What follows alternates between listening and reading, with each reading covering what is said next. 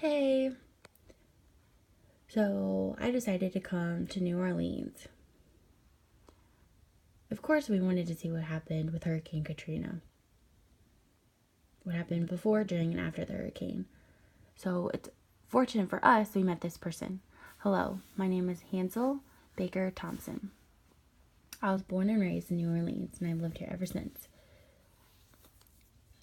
Typically, in New Orleans, we have a hurricane, but I decided to stay. I've always stayed. I've never evacuated. To Tennessee, to other states, I've never done that. Remember my mom texted me, she said, my son's here, you need to evacuate. And I said, but honestly, my gut feeling was telling me, you go, Mom. I'm totally fine here. There's plenty of people going to Tennessee, I should say. So I was pretty optimistic. And then the hurricane came. Wow. There were some strong winds. So strong winds. Did it like knock over trees? Did you actually see it? There's a tree in the front of my home.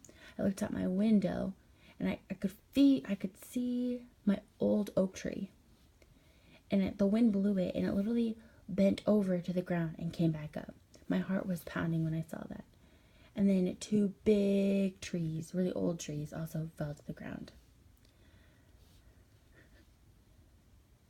So what about the water flooding? What happened with that?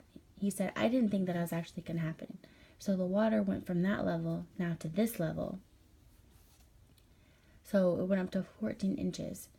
And so after that, the water rose to about where am I pointing right now. I was pretty nervous. So the hurricane winds already caused the power outage. A lot of power lines broke. So were you alone when the power outage went out? Yes, I was alone with my two dogs and my cat. So it was interesting. When I was outside, it wasn't really that dark. There was a red dot outside, kind of looked like a UFO. So when all the lights are off, I was like, where is that one light? So I opened my door.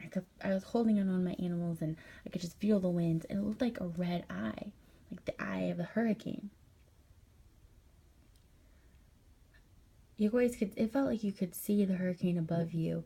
It was really interesting. It was bizarre. So someone came to see me and they asked me if I'm all right. And I said, I'm doing all right. I'm trying to be optimistic. But if the situation worsens, I'll call you.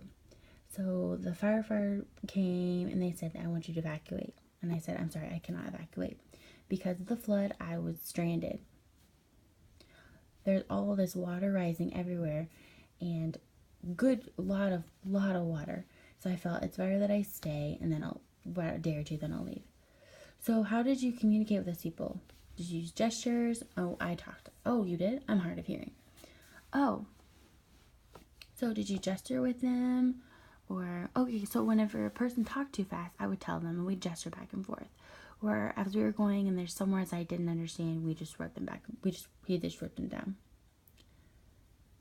So duration, how did you know what was going on? So let's say when the power outage, like what did you do?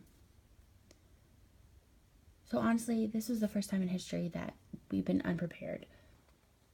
So about 50 years ago was the first time it happened. But like I said, with this hurricane, we were unprepared. But I've never evacuated before. So before the hurricane happened, I was able to watch my TV. They had closed captions, and they also had a sign language interpreter in the corner. So I was able to see. So if I didn't have access to communication, I would just text with people. So I honestly had to stay here. It was crazy that I stayed here, but I didn't have any other option. So now with other hurricanes or other natural disasters, what are you thinking that we should improve on? Are you meaning communication access? Yes. So like for the deaf community, what would you like to see? So definitely say right now, from my experience back with Katrina, I think we should have more hurricane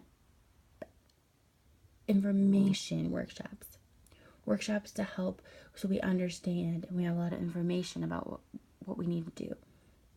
I also now have a list. It's basically like steps going from A to Z on what to do, where to evacuate, if your power goes out, who you need to go with. So now I feel a little more at ease because I have that list. So when the next hurricane comes, hopefully the communication will improve, but I definitely will evacuate. Wow, I'm sure you don't want to go through that experience again. Nope, one time is enough. So if your state says you need to evacuate, please evacuate. So it's important for our deaf community they have communication access, and especially when it comes to our national disasters. Okay, thank you.